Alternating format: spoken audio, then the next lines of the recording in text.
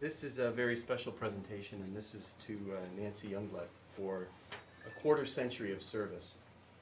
Nancy started part-time here at the town, February 26, 1988, as receptionist typist in the clerk's department, and became full-time on January 1st, 1989, as the secretary administrative assistant. On December 2nd in 91, she moved to the Public Works as the secretary, as the position was called at that time, now of course administrative assistant. But Nancy's role in serving our community is much more than a job description, is much more than a title. So many in our community know Nancy. They know that if you want something done, call Nancy, she'll take care of it, she'll schedule it, she'll make sure that it gets done. She really embodies the role of public servant, and she does so daily. Nancy is the one who often speaks for the department directly to our residents. She's the face and the voice of Pelham's Public Works. She follows up on a request for service. If somebody calls in, she calls them back a few days later when it's scheduled, when it's going to be done, and it will be done in that time. Nancy advocates for residents for various services so that priority items get attended to. She is often speaking with staff and saying, well, this one needs to be done first, then this one. Nancy also ensures that some of the smaller things, whether they're tree trimming or culvert repairs or garbage pickup, get done by the town staff as well and are not forgotten. And when people ask me on the street, say, okay, this item or that item needs to get done, we think we should do something with it, what do I say? What do counselors say? We say call Nancy. Call Nancy. Don't call you. So she not only provides exceptional public service, she also keeps her finger on the pulse of the community and the pulse of town. And she holds Public Works department together. Now, some sad news. With this milestone, 25 years of service, Nancy has indicated that she would like to retire this spring. No. That concerned council, No. that concerned myself, Not allowed. because Nancy, you are irreplaceable. You're indispensable and ultimately amazing for our community and the utmost customer service. So I told Nancy my concerns when she announced this, and she said, that's okay, I'm just a phone call away. I think there'll be several phone calls, especially in the early days and months as that we transition to try to replace you. You are wonderful and an inspiration to so many in our town. And on behalf of council, I offer deep gratitude for your quarter century of public service to our community. And I'd like to present this to you on behalf of council. Hereby extends congratulations and appreciation for 25 years of dedicated and outstanding service to the town of Pelham. Congratulations. Thank you so much.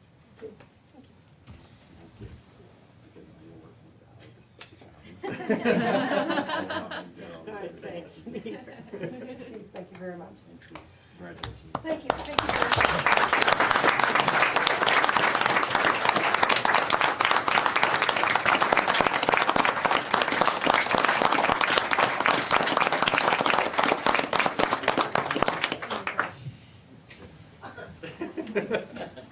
Well, just a brief thank you from the bottom of my heart.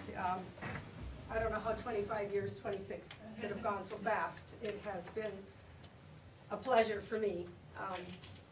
This is my at-work family that I love very dearly, and my family is here with me tonight, and I thank them for coming. Jim, Jen, Lawrence, Finn, Seth, Sam, Maggie, Nancy, Cole, and Kaylee. This is my family. I know.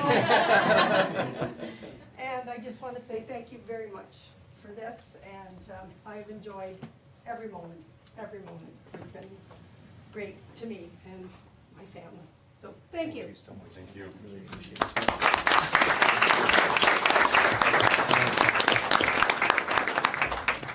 So as I mentioned, there is Nancy is retiring, and I guess we'll let her do that.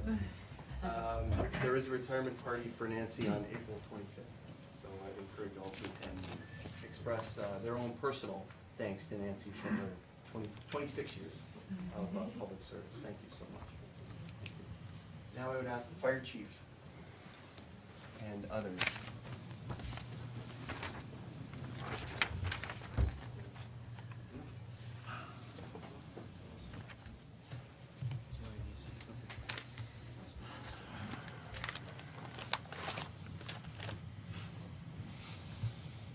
So these are presentations for years of service to members of our Pelham Fire Service. We are so grateful for their ongoing commitment, their ongoing dedication to our community, and this is just a small token of our appreciation. You are always there, always ready to answer the call, always ready to be courageous and brave on behalf of your fellow citizens. And as I mentioned, this is just a small token of our appreciation for those many, many years of service to the community. At the installation dinners that the fire service has annually, council and I are able to witness some of these years of service pins and awards being presented. The chief presents them with the district chief, and the chief has instituted a new practice where the public will now see as well that we are honoring our firefighters as we should. So Chief, I would ask you to begin. Just to kind of build on that, I'd really like to thank you for your service in the fire service. We recognize them in 5-year increments, starting with obviously the 5-year, but we have some very long serving members in the department. Thank you for your year's service and the years ahead of us. If it wasn't for your dedication, your input in the services and the protection services that you provide to this town, it wouldn't be near as safe as it is today. So on behalf of the fire department and the officers, thank you very much for your service and continuing service. I'd like to start off with the 5-year, and there's a number of firefighters that couldn't make it here this week because of holidays and so forth, so I'll just be calling forth the firefighters that are present. So, 5-year firefighter Alan Van Maren.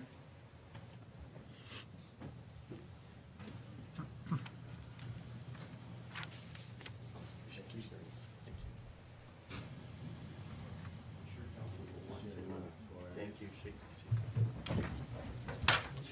Thank you.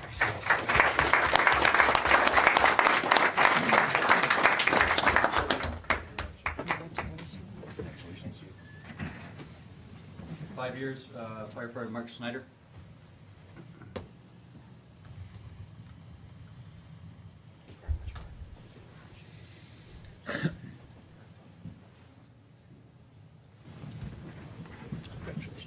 Thanks, man.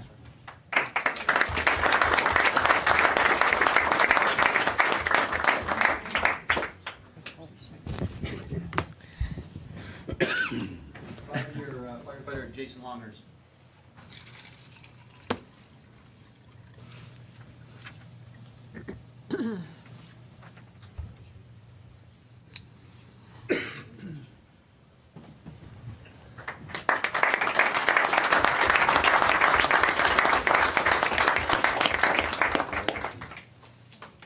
Thanks for your service, Jason.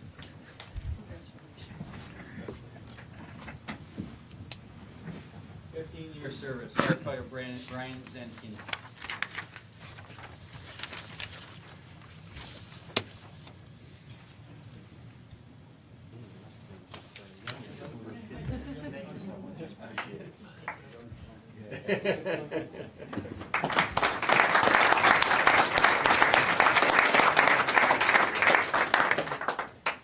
Thanks for your service, Epi.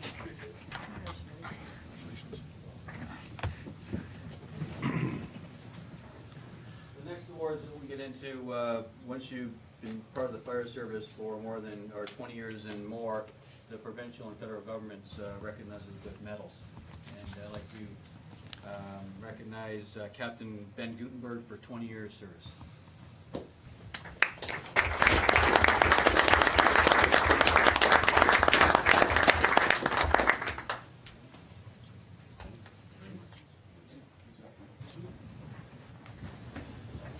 Thank you for your service.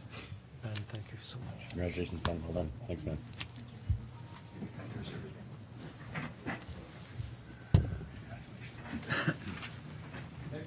firefighters recognized for 25-year service. I mentioned two officers and firefighters that were unable to come, Les Hildebrand and George Popko. They're 25-year members. They were unable to attend tonight. We do have a 25-year member that is present. I'd like to call Captain Rod Richards.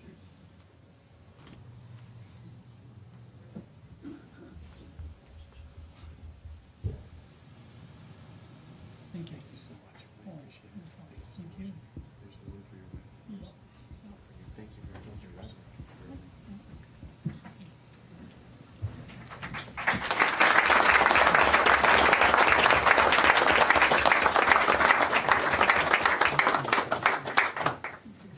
Congratulations, thank you.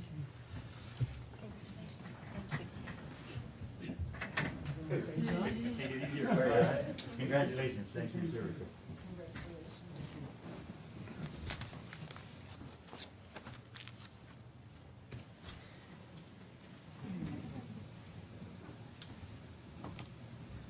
And our final member tonight for 30-year service, Captain Otto Heinrich.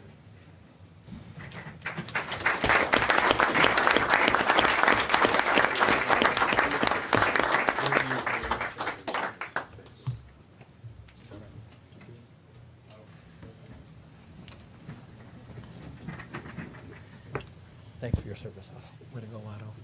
Congratulations, Otter. Thanks. Thanks for serving.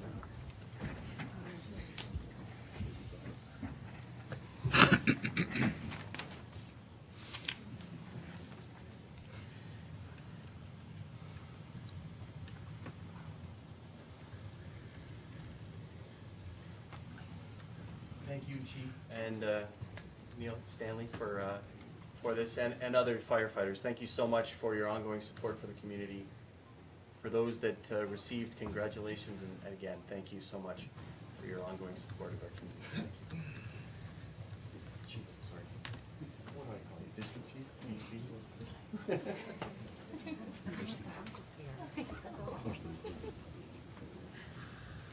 Okay, he's in here.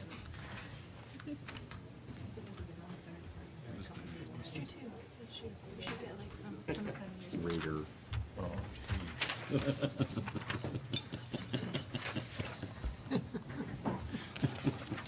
Thank you again. Now we have another presentation. This is actually from members of the Pelham Fire Service, Station Number 3. It's an update to members of council on their progress for a new fire station for the North Pelham area.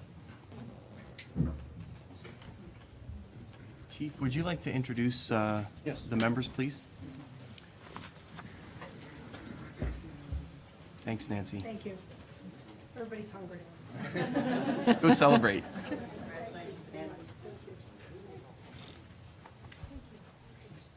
Take care, Jim. So, for the public, we've been working on this project for some time now. We're going to be building a new fire station out on Cream Street at 16 Road in 2014. We formed a committee of firefighters, myself and town staff, and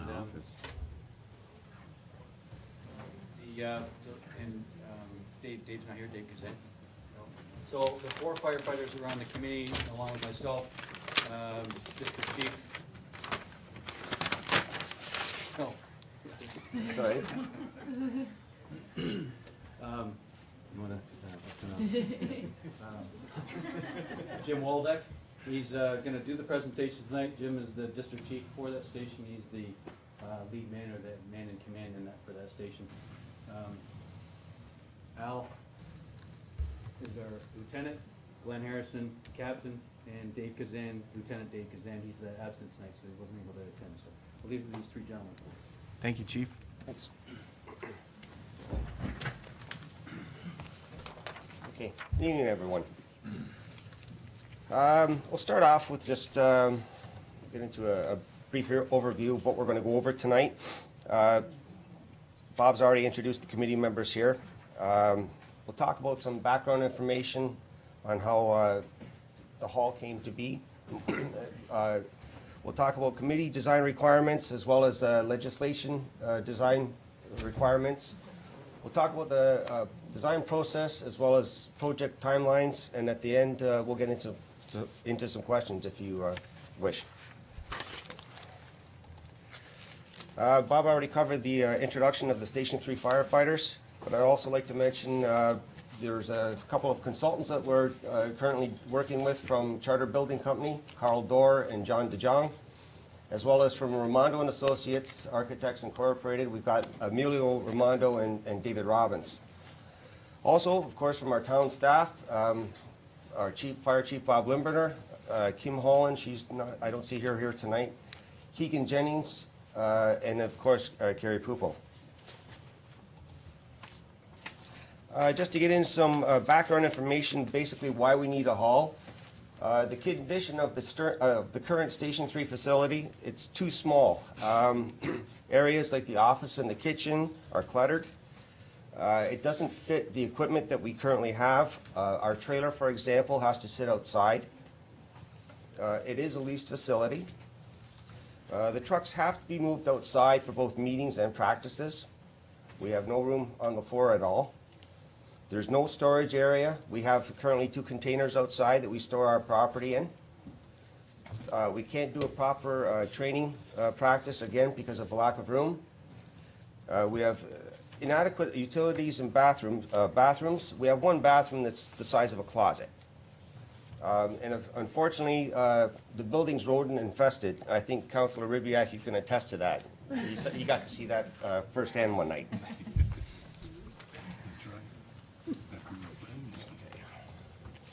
Background information.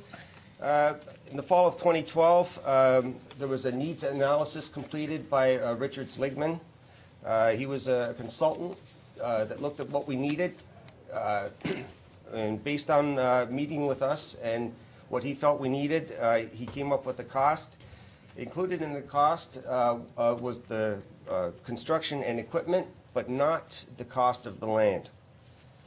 And only a few short months later, December 2012, the budget through council was approved based on the cost estimates of the original study listed in fall 2012. And about a year later, land acquisition was approved for 2355 Cream Street. Okay, basically, this is just a picture of the empty lot that, as it sits today.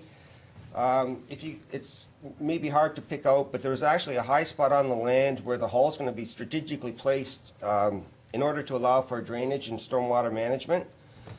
This way we'll save some money as far as building a pond. We won't need to do that.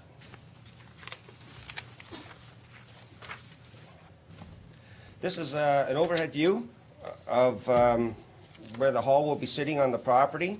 As you can see, the red highlighted area is the hall and the property. Just to the south of that there's a small creek there. That's the south boundary. To the north of the hall, there's a hydro property, which is our north boundary. It's a little bit more background information. On December 2013, the request for proposal was released. This was done prior to the land acquisition being complete. What we did here is a selection committee met and established criteria for evaluation of the design build proposals. And then what we did after that, we reduced it to 3 candidates based on an evaluation process, and we utilized that for every company that bid on this. There were the top 3 candidates were gave us a presentation, and as a result of that, the job was awarded to Charter Building Company and Ramondo Associates, Architects Incorporated. The note on the bottom again, the project was awarded based on the best proposal to meet the committee's established criteria. Some of the committee design requirements for the fire hall. We had to make sure that it was going to be large enough to accommodate our equipment and house our trucks properly. It was important that it was centrally located to meet the response area, the response criteria. And right now, the new location's about 500 meters north of our current site, so we're pretty close. We want to be able to have a hall that contains a proper training facility, but also other things are important. We want an adequate kitchen. We need proper showers, washrooms. We need a sufficient storage as well as parking. It's also important to us that the design of the building blends in with the rural image of North Pelham. And one of the key points to remember with this as well is that the town will have ownership of the property. Some of the legislative design requirements, this building needs to be made of post-disaster construction, sorry about that. It's important, we do hold functions there from time to time, so we need a commercial type kitchen. The facility accessibility design standards washroom, this will allow for the disabled people to access the washroom properly, and there's also a change table located inside if somebody has an infant that they need to take care of. Accessibility is important. We want a good flow through the building so that everything kind of works together. The water supply requirements for the insurance accreditation is what we're going to be looking at installing about a 30,000 imperial gallon cistern, a dry hydrant system in the northwest corner of the property. Commercial septic system will be installed. We also will have adequate parking that meets the building code, and again, it's centrally located to service the community properly. Throughout the design process, the committee held approximately 5 meetings to date to develop a site plan, the evaluation, and the floor plan. The next few slides will go over that as well. Within the site plan, one of the things that was important, of course, was it had to be functional for firefighter response. Truck accessibility was important. We want to make sure that the paved skirt area at the front of the building will allow for the vehicles, the apparatus to turn around without going out on the road at all. Also, under functional for firefighters response, there will be a separate parking area for first responding firefighters that will be designated as such. We will have an adequate commercial septic system, a potable water cistern, also a separate firefighting water supply and location, which is, you'll see a picture there of the dry hydrant cistern. One of the benefits of this is that we can draft water for emergency and practice purposes. There's a small cone-shaped device there beside the pylon, and that will allow us to basically shoot the water back into the cistern. We don't waste it. It's basically being recycled. Okay. Again, we talked about the building being located on the highest point of the land. This is in order to avoid the need for stormwater management pond and meet the MPCA setback requirements from the creek. And part of the site plan as well, once we get that established, then we can determine about bringing in the hydro and gas onto the property from 16 Road. This is basically a drawing of the site plan. From the overhead, there's a turning radius that we looked at for the apparatus to swing around in front of the building that just come in off of Cream Street. Again, in the northwest corner of the property, there's access to both cisterns for the dry hydrant and the potable water. This drawing here shows as well there's 37 parking spots, including 2 for handicap. Traffic flow around the property will be, there will be signage put up for that. Basically, we want to make sure that anybody who's utilizing the facility, if it's not a member of the firefighters, they will have proper direction to access the property safely in case firefighters do respond suddenly. So we'll have proper signage put up for that. And you can see in the other corner that the septic system is placed in a proper location. A couple of pictures here of the elevation or how the building is going to look. The idea was that we wanted to match the rural feeling of North Pelham, and we didn't want it to have an industrial type of look. We haven't yet established our colors and things like that. Hopefully within the next couple of meetings with our hall committee, we'll be able to start looking at samples and get those things underway. few more shots here as well of the elevation of the building.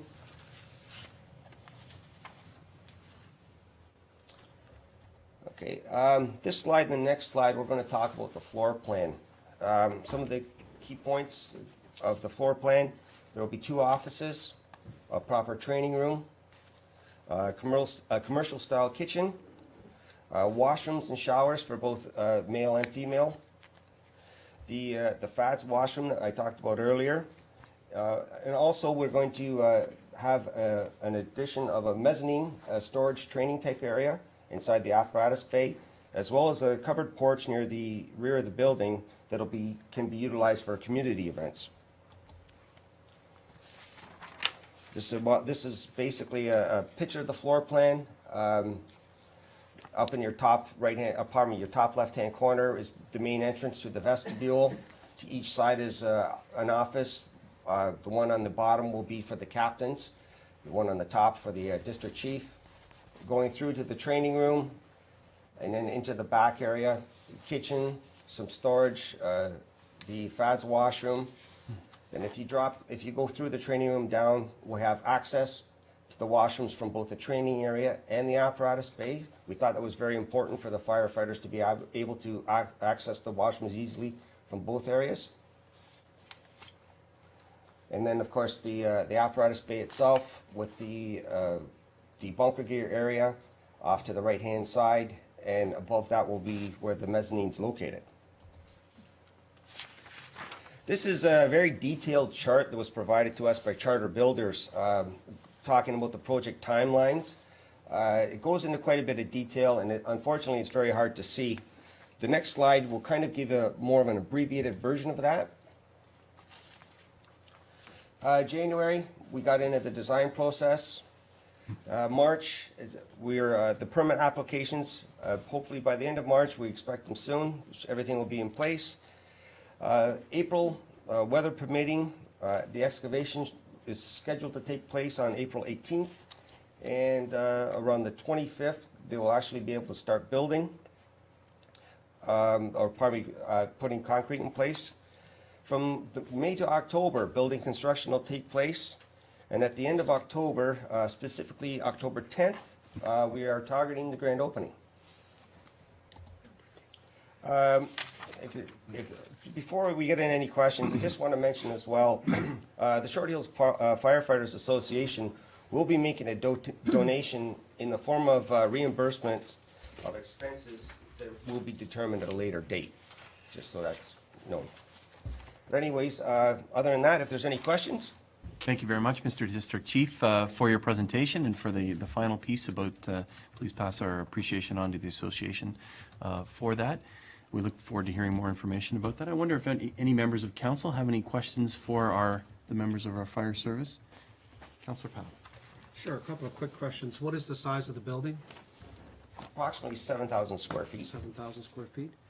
Secondly, the training room is I know when we built Fire Station 2, is this training room required because of site-specific training that you're going to be doing at the site? Is that the idea? So where you can share it, I presume you would be. If you want to Go ahead. Huh? Mr. District Chief. Well, basically, yes. That way we can meet in there, because there's not only a practical part of training, there's the theory part of training as well. Similar, we could have an evening where we have a PowerPoint presentation. Right. Sometimes we have guest speakers come in. So it's necessary, we feel it's necessary to have an area like that. Councillor. Forgive me, but I guess I'm very proud of what you've done, considering that I've been here in council for almost 10, 11 years. We are now completing 2 fire stations within a period of 3 to 4 years. And I know that Councillor Brebeck, myself, and a couple of us were involved previously. Those apparatus bays themselves will only handle what pumper-style trucks? I mean, we're not going to handle any other larger equipment, right? Aerials or Could they handle it? what kind of vehicles will be in What there? kind of vehicles would be there? Well, currently we have a number of pieces of apparatus in service. Our pumper truck, our rescue, as well as our tanker. But we also have a Kubota, an ATV type vehicle that we service the Short Hills with, and there's a trailer that we use to contain that. So that will be placed inside of the apparatus bays as well. The Kubota will be parked inside of the trailer so that we can access that at a minute's notice if we have to take it to a remote location. There has also been times where we do respond from our hall with the Kubota if we have to enter a close area of the Short Hills Park. So those bays will be full? Yes, they will. Okay. Yeah. Thanks, that's it. Thank you, very much, Counselor. congratulations on your work. Thank you. Others, questions? Councillor Durley. And thank you, Mr. Mayor. Through you and to the committee, is there consideration given to energy efficiency? Lead type construction in the area? I know in a fire station, the doors open and close and that, so it's hard to keep that warm, but I'm just looking at the any efficiencies that are built in there for energy savings in that area. Can you answer that? Do you want to address that? Yeah, sure. Yep. Through you, Mr. Mayor. Yes, Kim, our facilities manager, has worked very closely in, because there's some rebates available to the town if we do proper or certain types of construction, use certain devices. So forth. She's working very closely with that. We're using some high efficiency radiant type heating in the bays, which are very cost effective, and then we have the regular furnace type in the training areas and that. So everything from lighting to water, she's worked very closely with that. So. Glad to hear that. Thank you. Thank you, Councillor. Thank you, Chief. Others? Councillor Kersey. Thank you, Mr. Mayor. Through you, and excuse my ignorance when I ask this question, but when I look at the area where you're going to store the bunker gear, and I presume that's where the firemen will get into their gear before they mount up on the trucks and what have you, it seems to me to be a fairly narrow room for big guys with big equipment. And I know when we're looking at change rooms, for example, in an arena and what have you, where we're dealing with little kids, we're dealing with much the same dimensions. So I'm just wondering whether that size room is going to be large enough to accommodate big men with big equipment. And has there been consideration to making it a little bit larger? We did look at that. I know our entire committees, that was one area that was of concern that was addressed. That area that you're looking at covers the full width of the apparatus bay, which is just somewhere over 40 feet, but its depth is around 10 feet. So that being said, if you take away each side, we have with our storage racks that we will have for our bunker gear, we will have approximately 6 feet of open floor space there. So it should give us adequate room to get changed at a minute's notice. Thank you. Thank you. Other members? I have a question as well. This has been used before when we've heard the presentation here at council, but post-disaster construction, what does that mean? I'll try this one. Bob can chime in. Basically, the building is being built in a way that it's going to be stronger than, say, normal residential buildings. If we had high winds, hurricane, tornado, it's more likely that the hall will be still standing and functional, as opposed to other buildings in the area, just so that we can continue to service the area properly. Okay. Thank you. That helps. I thought that's what it meant, but it helps clarify that. And then you, District Chief, may not be able to answer this, but maybe the Treasurer or the Chief can. We heard a couple of meetings ago about the utilities and the costs, that there were increased costs because of bringing the gas and the hydro in from 16, as you said, up those 500 meters. Do we know the cost for that yet, or is that still out there? I know we have an estimate, but. Chief. Yeah, so, Mr. Mayor. No, we don't know. Hydro will not come and see us until the footings are in. Okay. So they haven't determined whether they're going to use poles or underground. Gas knows where there's a dead end main that is on Cream currently right now. So we're hoping that Enbridge both actually utility companies will be able to work with us very closely and make it less painful on us. So. Okay. Right now, it's too early for them to commit to us to come out and do anything until we start actually digging, and then they'll come and talk to us. Okay. Thank you, Chief. And it's a very, very tight timeline, and you guys have worked very, very well as a committee. Looks like an excellent design. Thank you very much for presenting this to us and bringing us up to speed on this, and we look forward to October 10th. I guess first to April 18th, and then to October 10th, which will be the grand opening. But thank you very much for your service and your dedication. And it looks like, just as you have answered some of the questions here, that you've thought of so many details of this to make sure that it's a construction that will last for many, many years and serve the community for many, many years. So thank you very much for thinking of every detail. Thanks again for your presentation.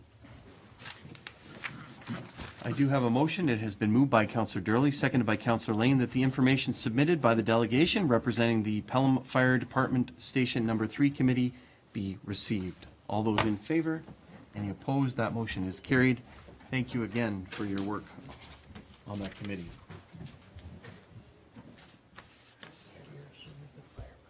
Next, we have a delegation, another. This is by Pelham Cares.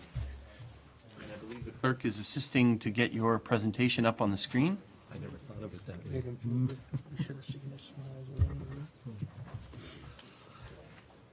Yeah, I never thought of that. And Ms. Gilmore, thank you very much for joining us. Thank you for having us. Ms. Mullen, thank you. Thank you. And I see Reverend Walker in the back, who is singing rather very, very well. You're welcome at every meeting. Earlier, thank you. Go ahead, please. Mayor Augustine, members of council, senior staff, we appreciate the opportunity to be here this evening to share with you our Home for Good presentation and bring you an update on our Pelham Cares Capital fundraising campaign. I'd like to ask Carolyn, who's a valued member, a community member of our Capital Campaign Committee, to lead you through the PowerPoint this evening. Thank you. But we're experiencing some sort of technical difficulties. Maybe the... It's okay. Okay. Oh, it's okay? The reveal. Oh, perfect. Thank you. Thank you, Ms. Mullen. Okay. Good evening. Thank you for this opportunity to speak to you on behalf of the Home for Good Capital Campaign Committee. I have a short presentation. There's just 6 slides to it. So we've been using this presentation for when we go out to meet service clubs or in groups, businesses. We've also used this information in information packages that we've sent out to interested donors, potential donors, and business members. So I just wanted to share that with you. So after 30 years, no place to call home, Home for Good. This was the name that we have for the capital campaign portion, so, and then help Pelham Cares realize the dream. So regarding the purchase at this time, as you all know, within the next few weeks there's going to be movement into the new building. So I think the big question might be why now? So part of the answer, a big part of the answer comes when you look at the space right now. The fact that the space is a leased space and that lease is up with no chance for renewal. There have been various opportunities over the last few years to renew, but as you know, this donut diner space is done within a few months, can't go back. And as you're going to hear, over the past 30 years, this has always been one of the big questions facing Pelham Cares. Where is there affordable, accessible space to house the requirements of this community services agency? So, and as you're going to hear again, we were faced with the question of no space at all. So Pelham Cares, the volunteer board members have been searching for a long time. They have come up with what they believe to be the best solution for the needs of Pelham Cares. So what you should know about the new home, our being Pelham Cares. So it's located in the old wine garden on Highway 20 in Fonthill. Owning the building allows Pelham Cares to build equity in the charity. The capital fundraising campaign helps reduce the mortgage costs and creates long-term sustainability for Pelham Cares. So please note, this is a one-time campaign. The operating costs, the annual operating costs to which you, Pelham Council has seen fit to approve permissive grants for a number of years, and thank you very much for that. That's operating costs. The capital campaign is a one-time campaign. We don't want to have to do this again. So, some information about the new home. It has a dedicated boardroom, so for privacy, with possible use by other community groups, and there has already been interest expressed. As we all know, space is at a premium in the town for various levels of organizations for space to hold meetings. A dedicated space to store toys for birthdays. You might think, okay, you might kind of question that one, but think about families who are able to pay their bills, to meet their obligations day to day, week to week, month to month, but then something comes along like a child's birthday, and they don't have the money for a present, or Christmas. They don't have the money for that extra. So they've been able to do that day to day, week to week, month to month bills, but something as simple as buying a child's present is something beyond their reach. We have toys. We have gifts for that. A garage to unload and store the food. And a rental opportunity. There is a unit there that can be rented to offset the operating costs and eventually allow Pelham Cares to expand services. So then, just as a reminder, having Pelham Cares having its own home allows them to concentrate on the core services, those core services being operating a food bank, arranging transportation to medical appointments. This one always floors me. I was looking up some statistics when I was getting these presentations ready, and 30 volunteer drivers in 2012 fulfilled 545 requests for medical drives. In an area where we don't have transportation, we don't have public transportation, and an area where we have an aging population, this is a key service to be able to offer drives for medical appointments. Offering sponsorship for recreational, sporting, and educational activities for youth, and responding to emergency situations. So this is what Pelham Cares is all about. This is what Pelham Cares has been about for more than 30 years. The need is in the town, the need is there, and Pelham Cares is responding to that need. So, the campaign, as I mentioned, it's a one-time fundraiser with this a window to reduce the mortgage costs and develop long-term sustainability. So we've been mentioning ways to give when we're going out and meeting these groups, and they have been responding. So making donation or holding fundraisers, and we've heard already from a number of groups. The Rotary Club of Fonthill is hosting a Mudfest on May 3rd at Bissell's, which is a 5K obstacle course with where you do not come out clean. If you do, you cheated somehow, right? Which is going to be a lot of fun. The Kinsmen have always been very generous with portions of proceeds from their gate at the home show, and this year they've dedicated the entire proceeds, and they're also doing an awareness campaign. So they're doing a coloring contest. What does it mean to have a home? What does a good home mean? How do you represent that? So that's not only regarding fundraising, but for us, very key awareness about the issues. And then I was just heard about a couple of churches who are putting together a pasta supper. So there's all kinds of different ways that that people are finding to participate. So I'm going to turn it back over to Jane now. Just wanted to give you that little quick window into what the Home for Good Capital Campaign Committee is doing at this time. Thank you. Thank you. Thank you very much, Carolyn. To give you the most up-to-date information, it's rather a timely visit. This afternoon at the lawyers, we signed our final papers, and tomorrow we take possession of 191 Regional Road 20. Congratulations. And we will be out of our location, our present location at the end. We'll be serving our clients until March 31st out of our old location. So the move begins on Wednesday. As many of you know, we recently held a fundraising gala, also a one-time effort, Gala for Good, and thanks in part to the proceeds raised that evening, as well as the capital campaign contributions and pledges we have received, we are closing in on the halfway mark towards reaching our goal of $500,000. We have a long way to go on our journey toward long-term sustainability for Pelham Cares, and we still need the community to lend its support to the campaign.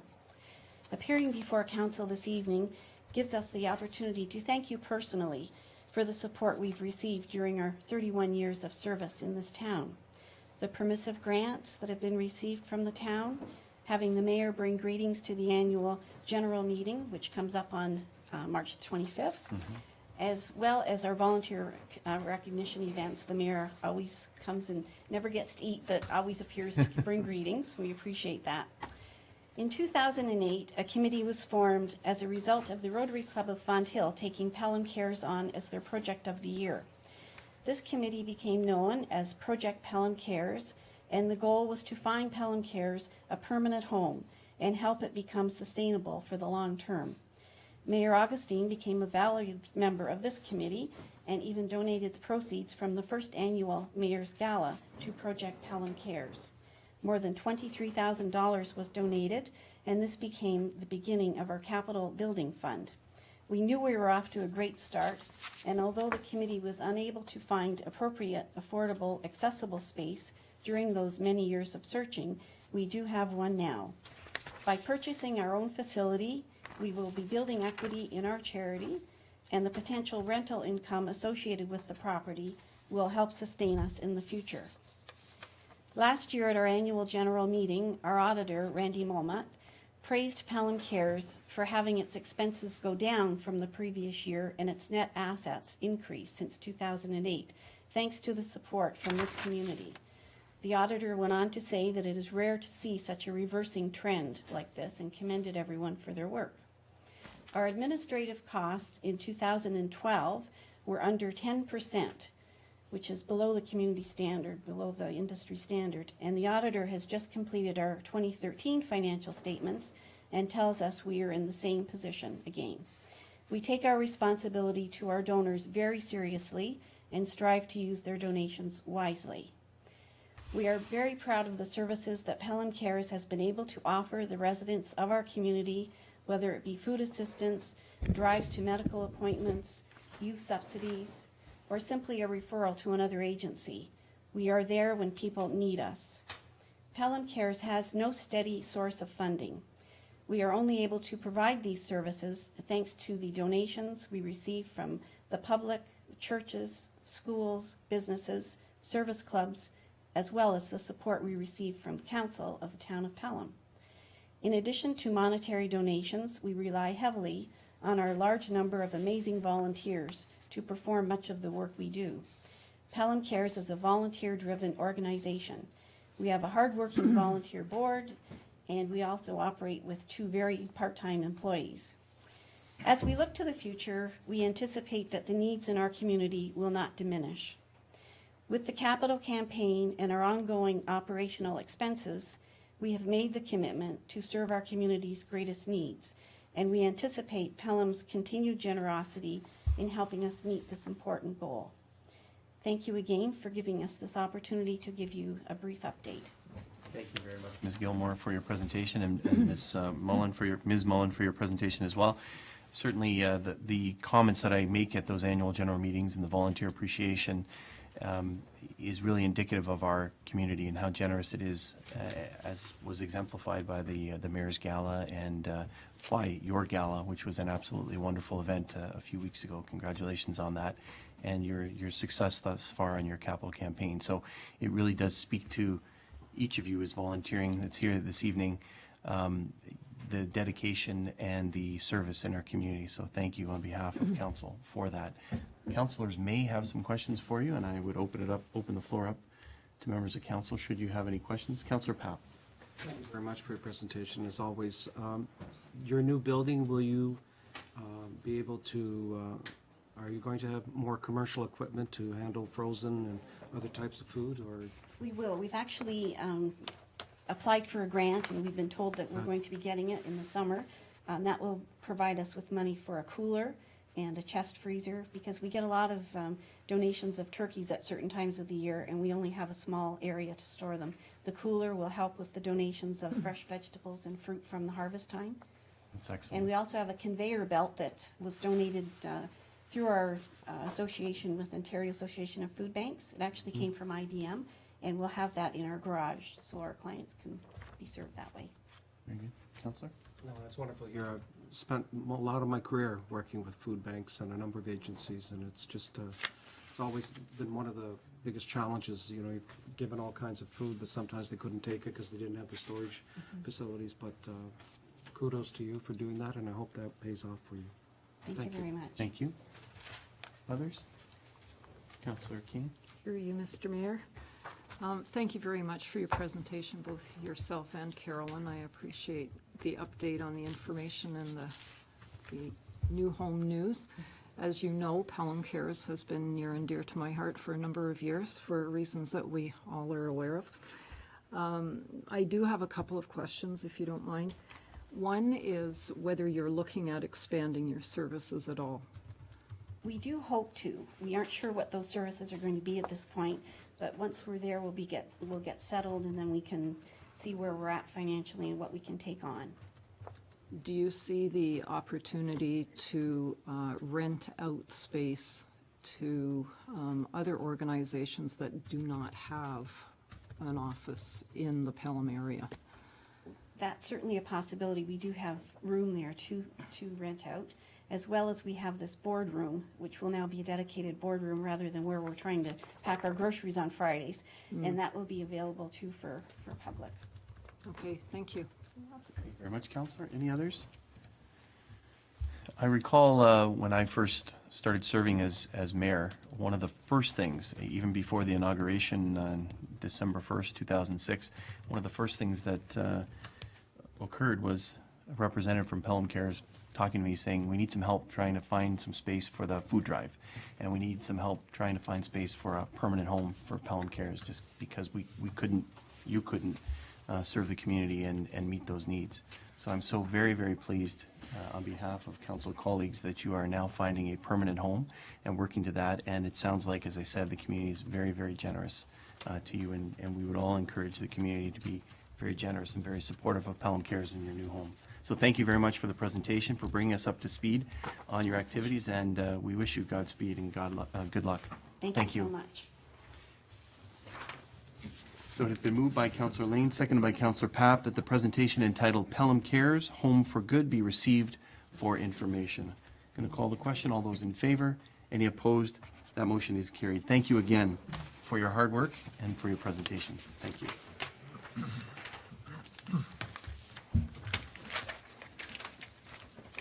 You'll note that Councillor Beatty is not on the agenda, just in the circulation of meetings. He doesn't have a report this time, but no doubt he'll be here at our next meeting. The next item is adoption of minutes. It has been moved by Councillor Durley, seconded by Councillor King. The following minutes be adopted as printed, circulated, and read. The first is the special meeting of council on March 3rd, and the second is the regular meeting of council on March 3rd. Are there any errors or omissions? There being none, I call the question. All those in favor? Any opposed? That motion is carried.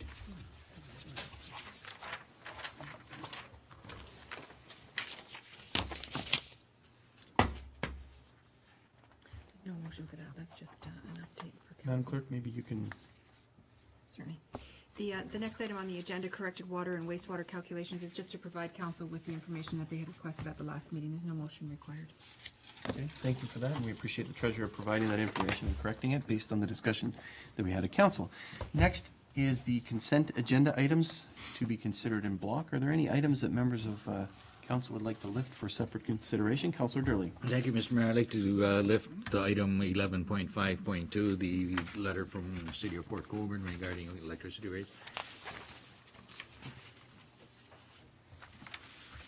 Thank you. Any others?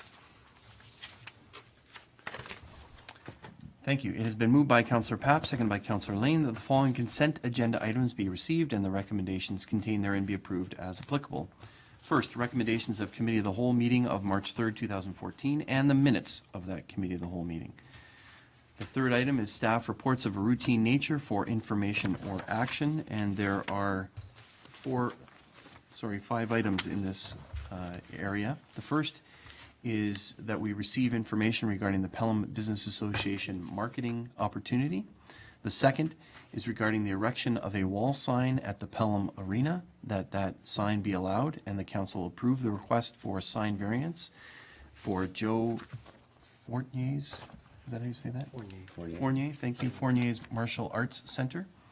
The third is temporary signage to promote the Pelham Art Festival, which is done annually. And we look forward to that festival coming up on the beginning of May. The fourth is an erection of a portable ground sign at the Pelham Arena. And the motion is that we approve the request for sign variance. And the fifth is a letter of support regarding joint and severable liability reform, which council asked for.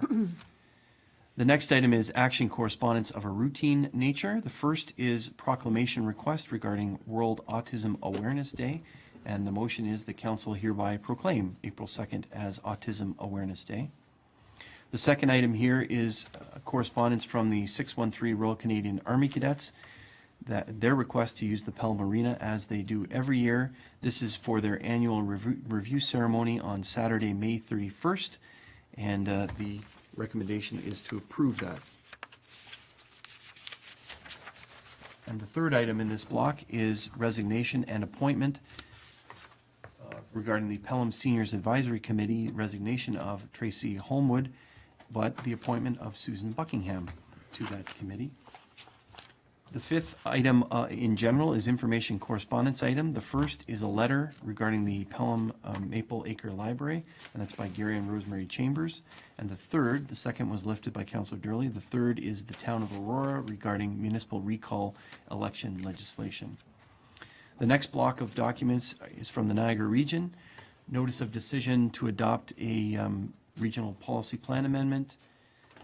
Reports regarding proposed changes to the sewer use bylaw, lakefront enhancement strategy, public domain incentive requests, administration renaming and classification of some of the planning documents, corridor protection policies, and bicycle map administration and distribution.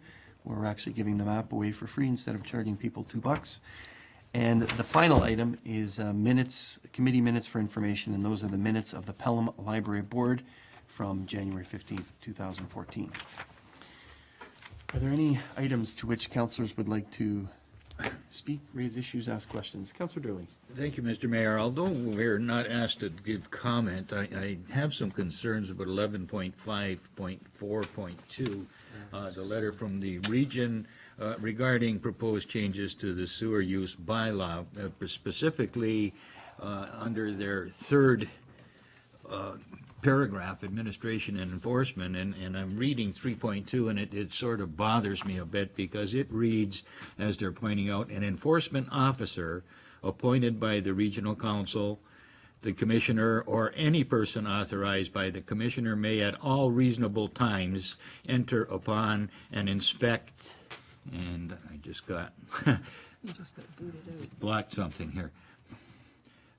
Inspect any land and buildings. Now, I agree that we need to have these people given the ability to inspect things if, in fact, there is some violation to it. However, the at all reasonable times clause bothers me a bit because what may be a reasonable time for the enforcement officer who works 8 to 4 at, say, 2 in the afternoon is not a reasonable time for a shift worker who works midnights and is trying to sleep in there. And in fact, I would really like if they could reconsider that and say at all reasonable times and upon reasonable request, because in fact, by making a request to an individual, you can say, I need to inspect your property because of bang, bang, bang, then what is a suitable time for you? And I think a mutually agreeable time is certainly much more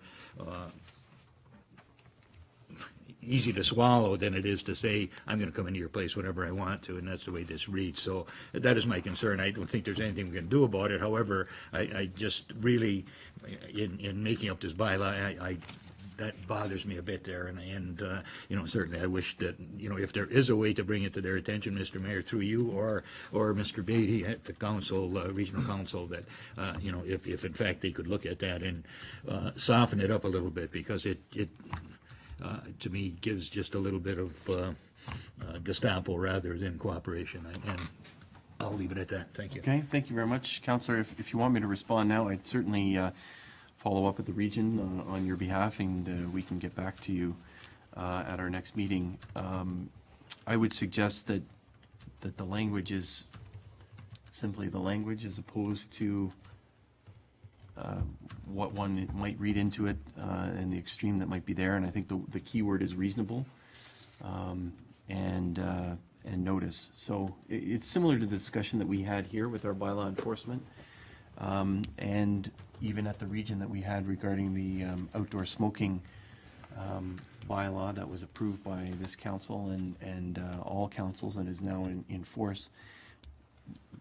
The language is the extreme that's there, but it's really in the practice and the way that we do it. And of course, the way that we do it here in the town is one of public service, one of customer service. And the chief has been instrumental in changing that and adapting that. But I will certainly raise it. No regional councilor picked up on it, but maybe because of our experience here, you certainly picked up on it. So I will raise it, but at first blush, I'm not overly concerned, but certainly on your behalf, I'll raise it. Okay, you did mention, Mr. Mayor, notice. The word notice doesn't appear there, and that's the thing that bothers me. I have full confidence in our staff that are dealing with the bylaw right now, that things are being done properly and in a very cordial manner, and the job is getting done. I don't have the confidence in other things where we don't have the control over. The chief's department is certainly doing a great job here. I'm not sure that other departments can follow this example, and that's my concern. Thank you. Okay, thank you very much. Others to this particular item? Councilor Papp, on that item? Yes, just out of curiosity through you, Mr. Mayor, maybe Madame Treasurer or Director, is there anything we should be really concerned about here? I'm just picking up on what Councilor Durling, have we ever had any infractions or non-compliances with, because I know of a couple of municipalities close by where connections with sewer and sanitary water are a main problem. Have we run into that? Can someone answer? Chief answer that, and maybe Mr. Mantle as well? But the terminology or the language that you read, Counselor, is common throughout most of your building code and your fire code and your bylaws and that, and they put that in there, and then it usually is the agency or the municipality or the department that has something built on top of that says, okay, we also have a policy that you do have the right to enter to do your job, but you need to make every reasonable attempt to contact the person, phone call, letter, whatever, and say, ask for permission up front. We, in most places, do have that type of policy. Don't like people just marching under the property. I don't know. I think Al probably has the same, basically, courtesy. But you'll find that terminology in almost all pieces of legislation when it comes to your acts. Thank you very much, Chief. But to Councillor Papp's question, which was, have we had issue and have we required the need to use a bylaw like this? Mr. Mantle, maybe you can answer that. Yes, we've made use of the regional staff in the past for inspection purposes. That's what I wanted to know. Yeah. Primarily cooking grease interceptors not functioning or non-existent at restaurants, and we have a couple of outstanding issues right now. Also chemicals discharged to the sewer system, so it has worked to our benefit because they do a very good job of enforcement. Okay, thank you very much, Mr. Good, that answers my question. That's all I need to know. Okay, thank you. Any others on this issue? Any other issues or items that councillors would like to raise? I see Councillor Ribbiak and then Councillor Percy. Yeah. Councillor Ribbiak. Thank you, Mr. Mayor. With respect to 11541, the notice of decision to adopt regional policy plan amendment RPPA 3/2013. This, I think, is the opportunity that the region is taking to do something with respect to hamlets. So I read that with some interest because, of course, we have an interest currently within our municipality regarding hamlets. And I worked my way through it. I think I understand a lot of it. I'm not sure whether this makes much difference, but I would like some clarification with regard to the appended maps. There are two, Schedule A and Schedule B, and to my eye, they're exactly alike. I'm wondering how to understand that. So I'm just wondering whether you can perhaps get some clarification with respect to this item from the region. Now, the hamlet boundary additions, both maps are called the same. They're exactly the same. They have a different schedule number on it, but. And I guess in my interest in the maps was in trying to find whether there was some recognition being given within this, the region to the issue of Ridgeville, and I don't see it anywhere, and I think it's because it's not identified as one now, and therefore may not have a place within this particular document. But that's why I was looking, and not having found a difference, I'm wondering whether that's right or wrong, or whether I'm just misunderstanding the whole thing. To the land base, I think the only changes there are, as it says under Part B, where the Schedule A is the areas that are added to the regional policy plan. And then the other ones, that's Schedule A. Schedule B is added to the agricultural land base. So they probably had to add the same spots, but to two different maps, is how I would read it. And I don't know if our planner can assist, or one of our planners. He's way too new, Mr. Mayor. He's way too new? Well, I don't know if Ms. Smythe has it in front of her either, but that's my read, that it would be changes to do different base maps. So unfortunately, what's before us is the changes, not the actual changes with the red lines in them, sort of thing. That's how I would read it. But I can, maybe staff can certainly take that under advisement and get back to the counselor on that, and council if it is, you know, overly applicable. So It was merely for clarification, Yeah. Mr. Mayor. Okay. And And I if think it can be clarified, the second item that we do need to follow up on is there was, as was mentioned at our last council meeting, there was a resolution that was approved by regional council. But I'm waiting for the minutes of that meeting to come out, which will be for this council meeting on Thursday, where we petition the province to add or to consider adding Ridgeville to remove it from the Greenbelt Plan protection and include it as a possible hamlet. So I'll endeavor, and maybe the clerk can remind me to make note of that and bring that resolution for this council to consider separately. Okay? Excellent. All right, thank you. Anything else on the hamlet piece? Okay, Councillor Kersey, do another item. Thank you, Mr. Mayor. A couple of small items. 11.3.1 PBA Association Marketing Opportunity.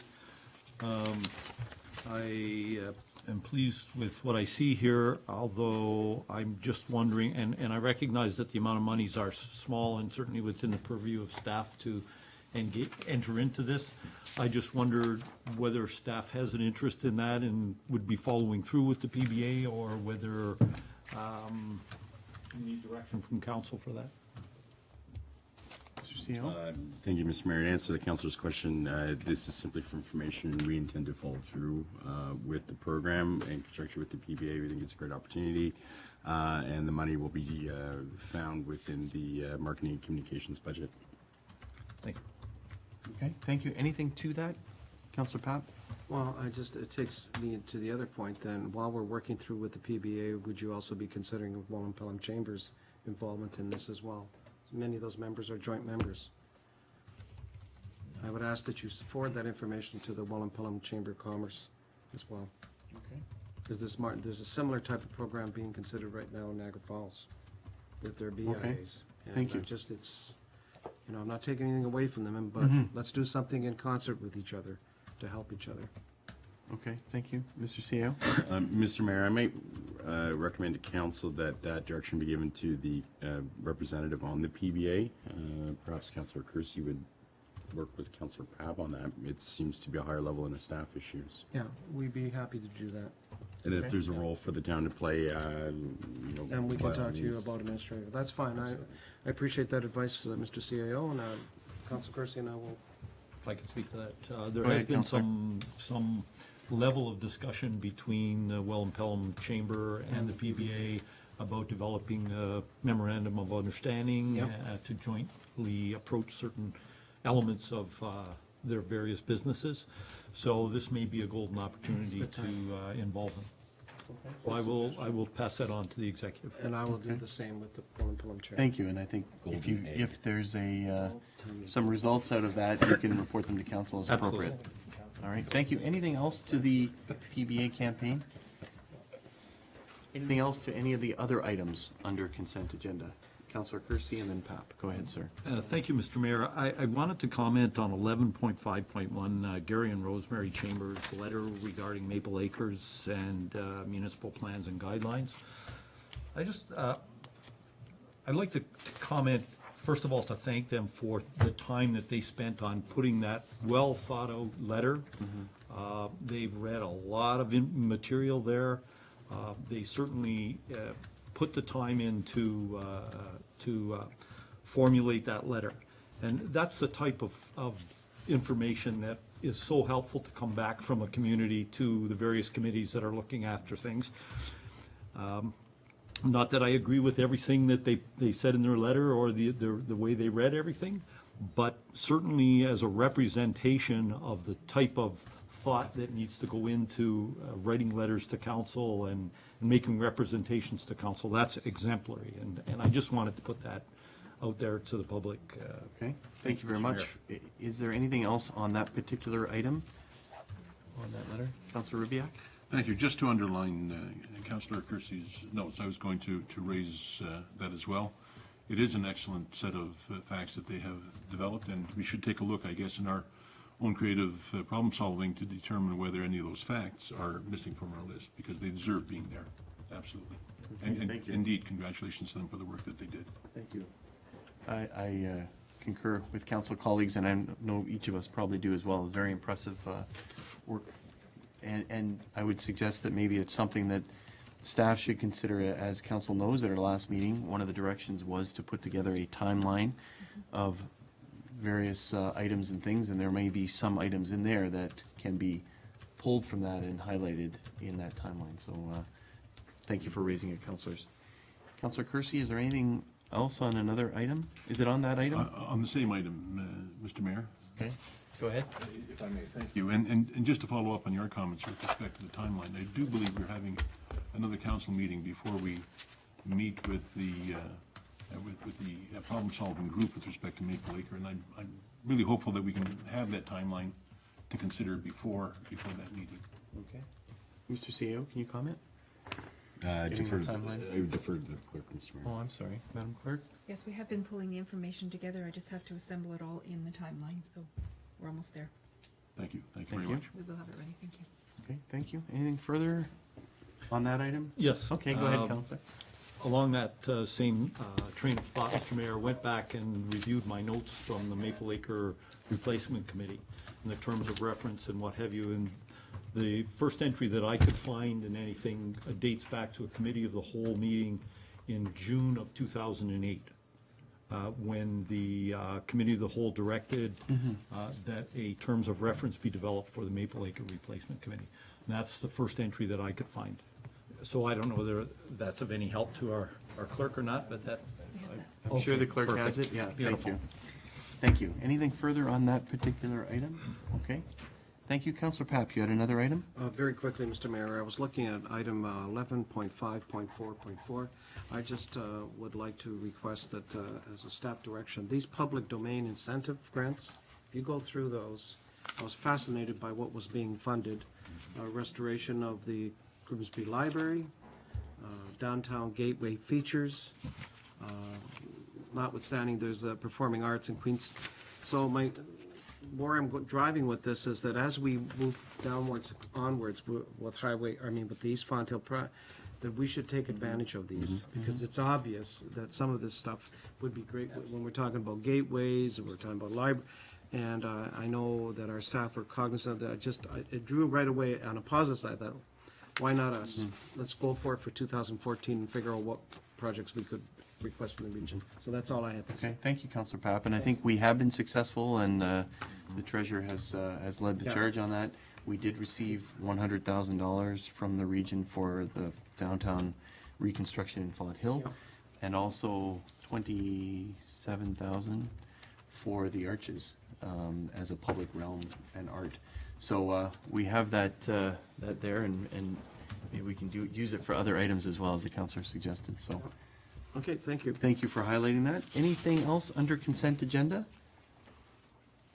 There being none, I call the question. All those in favor? Any opposed? That motion is carried. Councillor Durley, thank you. You lifted an item And it was regarding increased electricity rates from the city of Port Colborne. Thank you, Mr. Mayor. The City of Port Colborne on February 24th passed a resolution that the Ontario Energy Board be advised that the Council of the Corporation of City of Port Colborne objects to and opposes any hike in electricity rates that are not justified as clearly a cost of production. And I would like to endorse and support that. Energy rates are going up all over the place, and in fact, if if we can make sure that things remain affordable, that certainly will be helpful. And anything that's not justified certainly has no business being there. And the recent announcement that Enbridge has put out sort of scary, and if the electricity rates go there too, pretty soon people will not be able to afford their homes. So I would really like to make a motion to support and endorse, and to circulate that as well, and let Port Colborne know that we're supporting them in this, and let Kathleen Wynne and company know that we have some concerns in that area. Okay, thank you. So it has been moved by Councillor Durley that communication item 1152 be received, that the resolution contained therein passed by the Council of the City of Port Colborne regarding increased electricity rates be endorsed and supported, and that this resolution be forwarded to all appropriate parties. Is there a seconder for that? Councillor Papp will second that. Any further discussion? The seconder or others? Councillor Ribbiak? Mr. Mayor, I'm going to support that, of course, but I was also making note of Councillor Durley's reference to Enbridge's initiative with respect to gas prices, and I'm wondering whether we can't do something similar to this document with respect to gas prices as well. I don't know whether that's as an amendment to this or it needs to be something else, but I'm just wondering whether we shouldn't, as long as we're in that kind of mood, we shouldn't just take advantage of it and do that too. I would suggest that it would be a separate item, because this is specifically with this, and it was raised here at this meeting. I did last week receive, and it was too late for inclusion on the agenda, I did receive a letter directly from Enbridge, which I have not yet circulated to the council, but I will, and perhaps we can include it on our council agenda to receive it, and then at that point, if council feels so inclined to make a resolution, we can do so then. That would be my advice. Good idea. Okay, thank you. Is there anything further on the motion? I'm going to call the question. All those in favor? Any opposed? That motion is carried.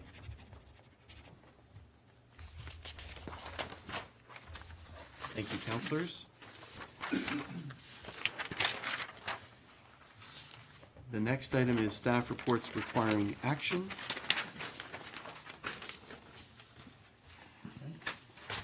Been moved by Councillor Durley, seconded by Councillor King. The council receives the issue sheet on building relationships, update to memorandum of understanding for improving the planning function in Niagara for consideration. And the council approved the 2014 update to the memorandum of understanding, MOU, for improving the planning function in Niagara as provided in attachment 1. And the council approves the executing bylaw to authorize the mayor and clerk to enter into the MOU with the region of Niagara, local area municipalities, and the Niagara Peninsula Conservation Authority. And the staff implements the MOU as amended in collaboration with the Niagara region, local area municipalities, and the NPCA. And further, that staff participate with the area planners in preparing a work plan on matters for continuous improvement in 2014 as outlined in Part 4 of the MOU. Any discussion regarding this matter? Councillor Kersey. Thank you, Mr. Mayor. Very briefly, this is a great document, provided that the words turn into action. I would certainly like to see, this talks about cooperation with the region and what have you, and spearheading and having people to sort of guide documents through the processes and all of that sort of thing. I'm just wondering, when we bring it down to the local level, are we going to adopt a lot of what is here at the regional level at the local level? In other words, if an application comes in for a new subdivision, will we have someone who will take charge of that and guide it through the entire process with specific timelines, et cetera, as are outlined here at within the MOU? I wonder if it's going to be also enacted at the local level. Thank you. Mr. CEO? With respect, Mr. Mayor, Mr. Glover's only been on the job for 8 hours, but I'm expecting by about noon tomorrow we'll have that work done for you. Okay, thank you very much. We'll look forward to it. Seriously, we do anticipate that We are asking to be a signatory to this, so we certainly agree with the agreement. As far as the mandate for a new planning director, as council is aware, we want to focus on rolling out the red carpet and rolling up the red tape. And I am going to be looking at our new director to implement the various processes and changes that we need in order to accomplish that. So that's something very high on our priority list. Thank you, Mr. CEO. Oh, Councillor? that's exciting. I look forward to that. Thank you very much. Others? Are we ready for calling the question? All those in favor? Any opposed? That motion is carried, and we look forward to those efficiencies and the clarity that this memorandum of understanding provides. Thank you. The next item has been moved by Councillor Papp, seconded by Councillor Kersey, that the issue summary report East Fawn Hill Land Exchange and Servicing Agreement be received, and the Council hereby supports and endorses the final agreement as circulated on March 17th, 2014, and the Council consider the accompanying bylaw included on this evening's agenda. Discussion.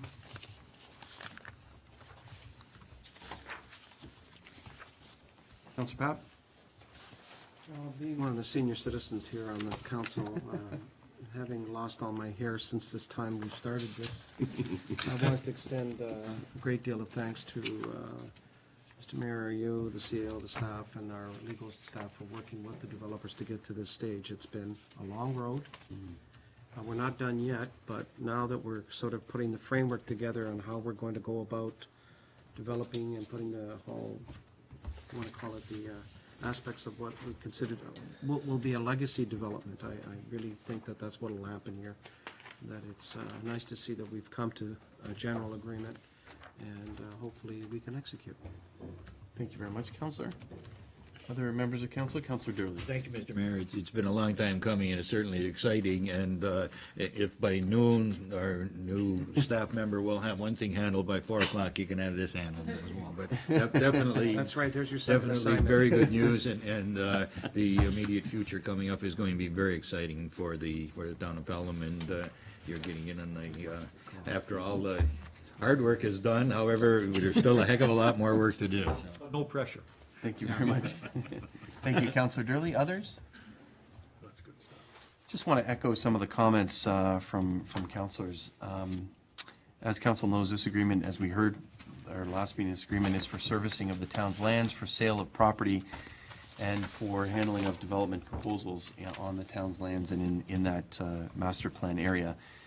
The servicing is done together so that it's timed for the benefit of the community, and that is a key tenant, I think, when that council approved, when we said, let's work together with the developer to make sure that the development goes together in a timely way and for the benefit of the community.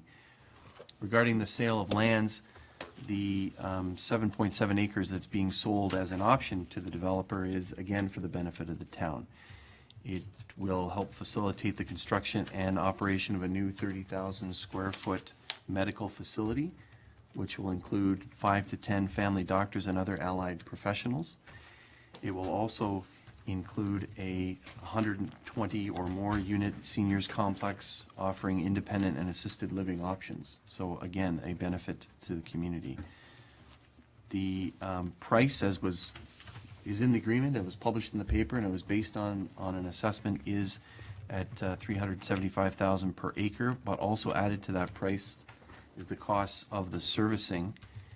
And we're only selling this really on the condition, and as outlined in the agreement, that the property will be developed for the public good, for these uses.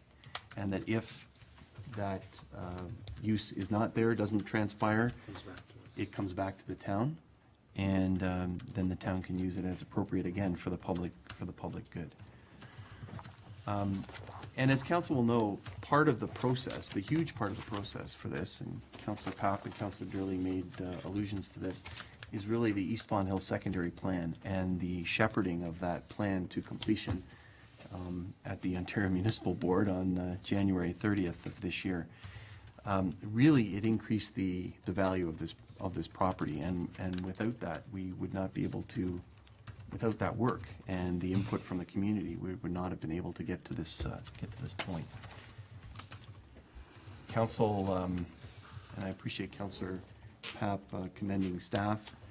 I think all have worked very, very diligently, all around this table and all on staff have worked very, very diligently to ensure that this is a good deal for the town, for the community, and will be, as Councillor Papp indicated, a legacy. So I'm obviously in favor, as our members of council, for this. So if we are ready for calling the question, I will do so now. All those in favor? Any opposed? That motion is carried unanimously. Get her done. Let's get her done. Thank you. You built the NASCAR track now. We do have on, I thought there was something here on the agenda, update on the Ridgeville Hamlet designation. It has been moved by Councillor King, seconded by Councillor Durley. The council received the issue sheet report update on Ridgeville Hamlet designation for information. Anything further that needs to be said in addition to the conversation that we had earlier? There being none, I call the question. All those in favor? Any opposed? That motion is carried. The leprechauns are calling. It's been moved by Councillor Kersey, seconded by Councillor King. The Council of the Town of Pelham, here, having given due consideration to the following bylaws, do now read a first, second, and third time and do pass the same, and the mayor and clerk be and are hereby authorized to sign and seal the bylaws.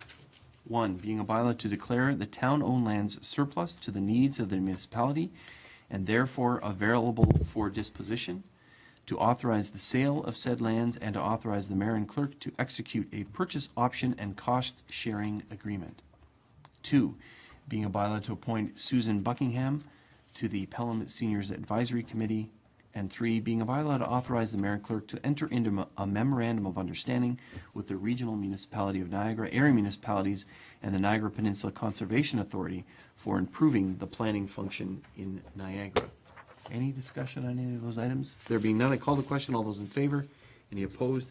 That motion is carried. We do have an in-camera item, and as is our practice, it has been moved by Councillor Lane, seconded by Councillor Papp. The council recess the in-camera portion of the meeting and reconvene immediately following the committee meeting scheduled for later this evening. I'm going to call the question. All those in favor? Any opposed? That motion is carried. Let's take a 5-minute break before we start committee. Thank you. Okay, really, Gary?